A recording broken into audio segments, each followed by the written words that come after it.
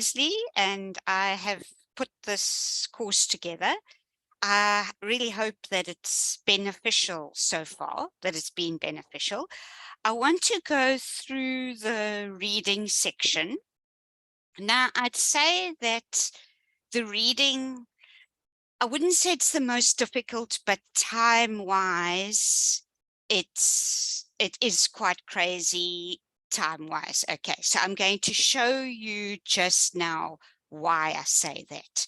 Okay, so first of all, I'm going to share that passage that Jody shared earlier. Okay, so I think everybody got this earlier. Okay, so if you look at this reading practice set 1, you can see that it's quite a long passage.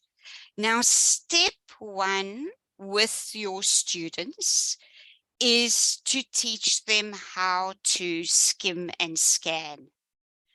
It's very important for them to be able to read through these passages as quickly as possible. Now, after we've looked at this one, I'm going to show you how much they have to do in it's basically an hour that they've got to do 3 of these. Okay, so time is very tight. So first of all, the skimming and scanning. Now, I'm not sure how long it took you to read through this passage, but it's quite long, and then we've got to do all the questions after that. Okay, so basically, after they've read each of the 3, well, read the passage, do the 10 questions, another 3 passages, 10 questions each in 54 minutes. Now, I must say there's some websites say between 54 and 70 minutes. So it's somewhere between there, but I'll be very honest, say I'm not sure why that time seems to vary between 54 and 72 minutes. Okay, but basically an hour to do 3 passages and 10 questions per passage. So it works out to 2 minutes per question. So I'm glad I'm not doing the actual exam, because to do all these questions in an hour, time pressure is great. So that's one of the biggest things when you're teaching the reading, is to teach them strategies to help them get through the questions quickly. Okay, so when they skim and scan, now you will find that some of the students, they immediately want to read it out loud to you. They want you to correct their pronunciation. They want to go through all the vocabulary. And there is a place for that in reading. But because of the time pressure when you're doing the actual preparation for the exam, help them to understand that it's going through quickly, it's looking for keywords, key phrases. Okay, and getting the gist of the passage. You would have seen in the course that I do talk about the gist, the understanding, the basic understanding of it. Okay, also, what kind of text it is. There's 3 kinds of text that they cover. The expository, so exposing a different various topics, historical and argumentative. So it's important that they know what type of topic it is. It'll help them understand the gist of it. Okay, so after they've scanned through, and just now we're going to go through and you're going to read something, and I'm going to time you so that you can see how quickly the students need to go.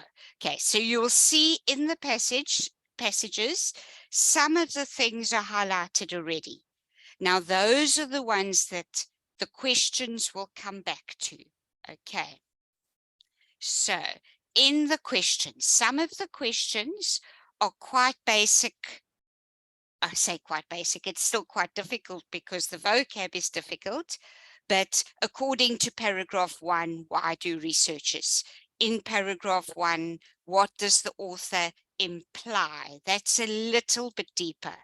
Imply, refer to, understanding what they're talking about. So according to paragraph 2, so we don't have time to go through all these questions now, but in your own time, you can go through and see exactly how the questions are asked. So profound, ritual, those were the words that were highlighted. Okay, understanding closest meaning.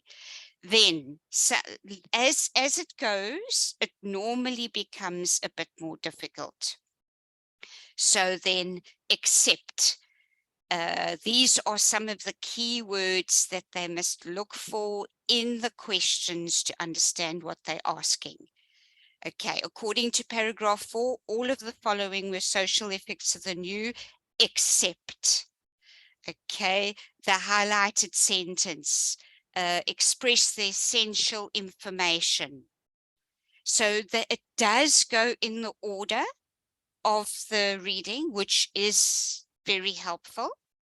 And you can see a variety of different questions. Okay, now I'm going to go here to this one. Okay, creators of grammar. So it's another historical passage. Before we actually read through this one, I just want to show you, this is reading test 1, reading test 2, smart energy, and reading test 3. Okay, so that's basically the hour. 20 minutes per passage that they've got to do it. Okay, so that's why I was saying there's really no time to focus on each sentence. Okay, so let's look here basically at some of the questions. Oh, sorry, before we do that, can everybody read through? I'm going to set the timer, set my timer, and I'm going to tell you when to stop. I'm also going to read it. Okay, we're going to have just a couple of minutes to read through this creators of grammar. Can everybody read through as we go?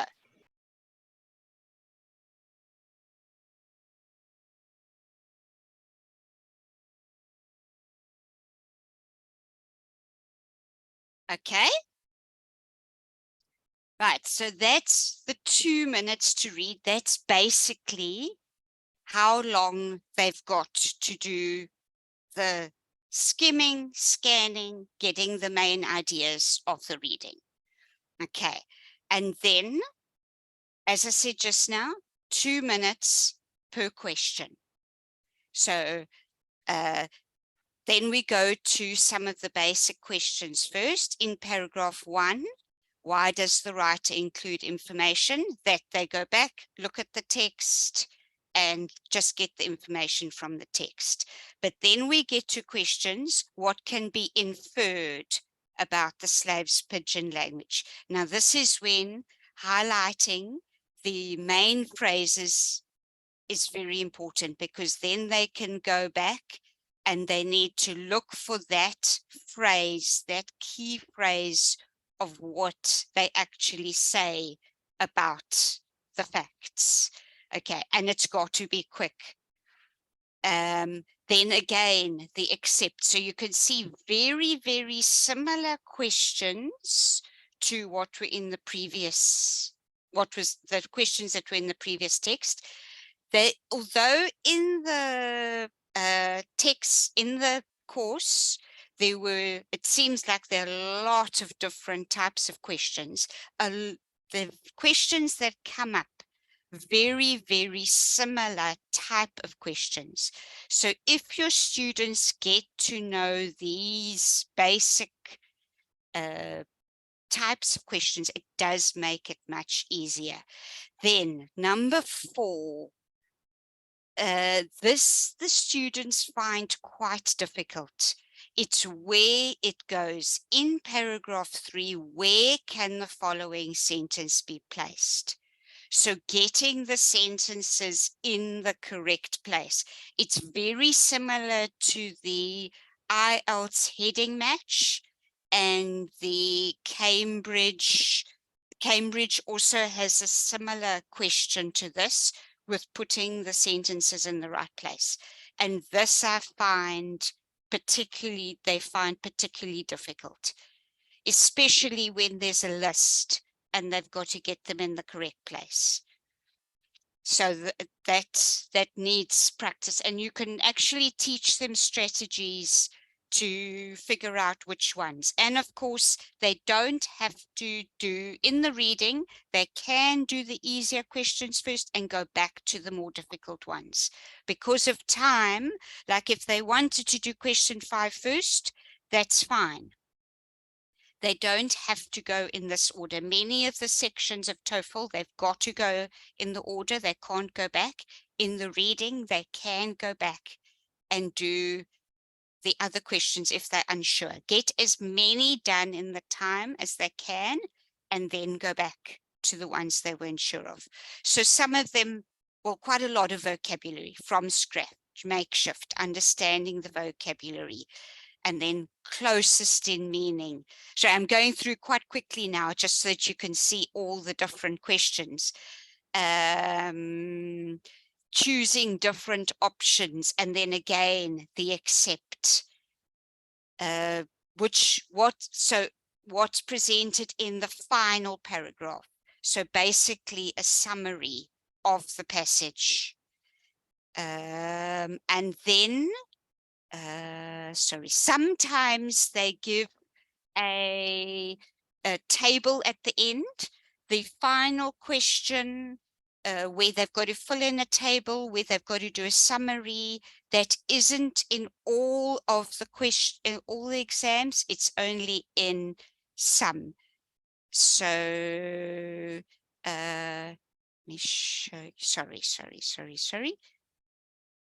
The question types, the paraphrasing isn't in all of them. It is just in some of them.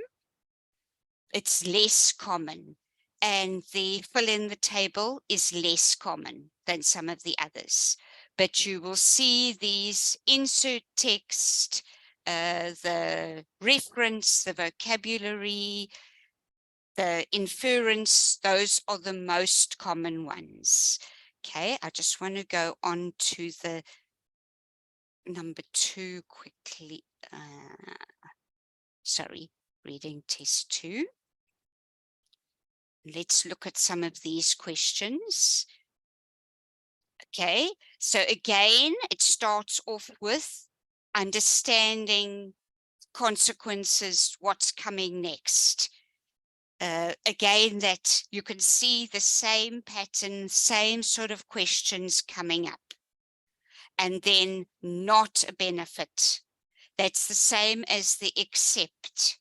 So the students must look very carefully at these tiny little clues as to what is being asked, because often they make a mistake in going through so quickly.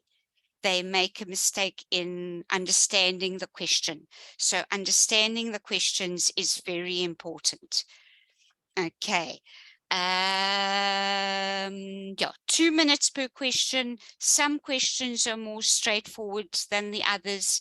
Understanding the gist, getting through time-wise, those are the most important aspects. Obviously, today we haven't had very much time to go through in all the detail, but you can see the way they are set up, and this very similar questions things being inferred for them to understand the purpose behind the passage. And as I said earlier, understanding the type of passage helps them with understanding the inference questions. All the questions are actually in the passages and in the order that the questions are asked. Even inference, although they've got to understand a deeper meaning behind it, the answers are still there. So sometimes the students feel that they've got to somehow find the answers from somewhere else. The answers are all in the passage. Okay, but it's the time pressure that often throws them off. Okay, I'm just checking that I have covered the most important aspects before we do the any questions you might have. So the aim is 24 to 30 marks for these 30 questions. Obviously, the higher the better, but that is quite a high score. You think in 30 of those questions to get 24, the standard is high, and you could see from those passages it's quite difficult. Out of interest, did everybody manage to read that passage in the 2 minutes that I gave when I was timing you? Did everybody manage to read it? Get an basic understanding of it? Hi, so I'm definitely getting a basic understanding of the passage. That I did, but I Yes. didn't complete the passage, I'll be honest. I think I was Yes. right at the end of the paragraph. I mean, yeah, I was towards the end because I couldn't see with my screen if I'd read the whole passage, but I definitely didn't finish. It's Okay. quite time pressured. Yes. I must say to you, it's very time pressured. It is very time pressured. That is the biggest thing with the reading, is the time. That's why I say teach them to skim and scan. It's very important. And there's no time to focus on every sentence, every word. And that the students do get a bit panicky about that, because they think, oh, I don't know what that phrase means. I don't know what the vocab means, and they want to check. But the skimming and scanning and getting the gist is probably the most important aspect that they need to learn. That's why their reading must be quite a high level when they start when they're actually in the preparation stages. Otherwise, they must do other reading activities first. And in the course, I did put quite a lot of tips to help them improve their reading. And remember also that when they finish this isn't the end of reading. They've still got reading in some of the other sections of the TOEFL as well. That's why with the TOEFL, one aspect that's a bit lower can pull down the whole score, because they're still going to do reading in the other in the listening, in the writing, and in the speaking as well. There's reading as well. So reading is a very, very important aspect of it, but this is the time pressure part and getting through all those questions. And many of them don't finish all the reading. It's a very common thing that they don't get through. Are there any questions? I know I've gone through a lot of material very quickly. I hope I've given you an overview of what is required in this. And you can see also that the topics are quite academic, which makes it a bit difficult also for students, because there's a lot of not such common vocab. It's more unusual vocab. But I think the thinking is that if they're studying an academic course, then they should be able to understand this academic vocabulary. Hi, Leslie. Yes, from me, and apologies if my questions, if they've been asked before or if they seem a little bit silly, but I am new to all of this. Not I a think the problem. first question, the first question was, I know you said that reading is obviously one of the sections. And did I understand you correctly by saying that they have 1 hour to do the three readings and obviously Yes. 10 associated questions? But then you said that there's another part of, there's the rest, the other parts of the exam. Do they have a further hour, or are they broken up into different sessions, or how does it work? Yes, well, when they get to the listening, they'll have that part, but there's reading incorporated in there. That's the biggest thing with TOEFL, is that these skills are integrated. So in the next 3 weeks, we will do the speaking, listening, and writing, and you will see there how the reading is integrated into those skills. With IELTS, you finish the reading, you go on to the listening, speaking, writing. So they're not integrated. With TOEFL, they still have to do reading when they do the other sections. So that we will cover in the next 3 weeks also, how reading is integrated into those tasks as well. Okay, that makes So sense. But it is separate sessions, though. It's not. yes, it's Is separate it in one sessions. sitting? Okay. Yes, yes, yes. Yeah, they do this as reading, but Mm-hmm. then what I meant is there's still more reading coming up in the other sections as well. Yes, yes, Shorter I reading understand. passages, Mm-hmm. slightly easier reading passages in the other sections, but there's still some understanding of reading. Okay, which makes sense. But I guess my question then is, when they write the exam, though, is it one session that they sit down and do all, the reading, the speaking, the listening, and the writing, No, no, or it's normally broken up. They don't okay, do everything at once.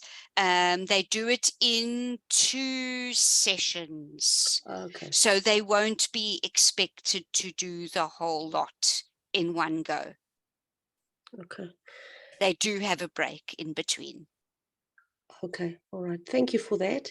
And then my last question is, again, being new, I must say I kind of relate to your students not understanding or struggling with that question, where they had to select, where does this fit in terms of the passage? And I know it's a technique. Where can I understand that? Because I mean, all they have is an A, B, C, and D.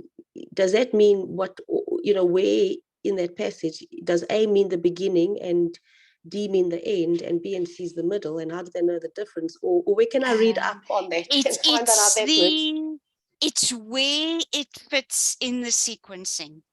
It's Okay, how it fits into the sequencing of its understanding the context of the okay, passage. okay, So okay, understanding what makes sense in that context. I okay. find that it's something that I had to get used to. So just practice with the students has helped me see how it fits in. I Oh must my say, in the goodness. first few times that I did it, it was where does it go? Especially when there are a few that have to be put in. But it does, when you see how it flows, it's understanding. But that's why one of the skills that they must learn is look at the sentence before, look at the sentence after, to Okay, try and some of those tips I have put in the course okay, to help okay. them so that you can see how to help them with these strategies, because a lot of this is strategy. Yes, absolutely. I mean, because it's quite a challenge. And I mean, for It is a us, where challenge. we are supposedly quite fluent and supposed to be easy, I can understand how the students would struggle with something like that, because Yeah, it's quite a tricky one. yeah. That's why I said earlier, I wouldn't like to be doing these 3 passages in an hour. I'm an avid reader. Absolutely. I got a bit of a fright here. I thought, oh my word, this is not That's why easy. I did the timing, so that you can see how much is expected of them. gosh. Okay, good. Thank you for that. Thank you. Any other questions? Leslie, sorry, I just want to know, are we going to write a test after we've done with this course? Or is it like the IELTS where we just do preparation of 30 hours of the TOEFL? No, there are quizzes Yes. in each unit. There are Mm-hmm. quizzes, and there's some reflection boxes that we've put in. You see, how will you help your students achieve these skills? Nobody's going to mark this section for you, but just to start getting an idea of how you can get through these skills. And experience will definitely help you once you see, because something else I wanted to mention also, I give the students freedom to also develop their own little strategies. Some like to read the passage first, then do the questions. Others like to look at the questions first, then go to the passage, then go back to the questions. So your students also have to tell you how they, especially if they're quite good and they're almost ready for the exam, then they know what suits them best. They know these little skills Okay, to thank you, help them. Leslie. Thank you. Okay, I hope that answers it. Yes, it does. As I mentioned once before, there were slight changes to the test in 2020. So there have been little minor changes. So in some of the older YouTube videos, you might come across small discrepancies, but we will try and update as we find those small discrepancies. But the reading is very, very much as it was in 2020.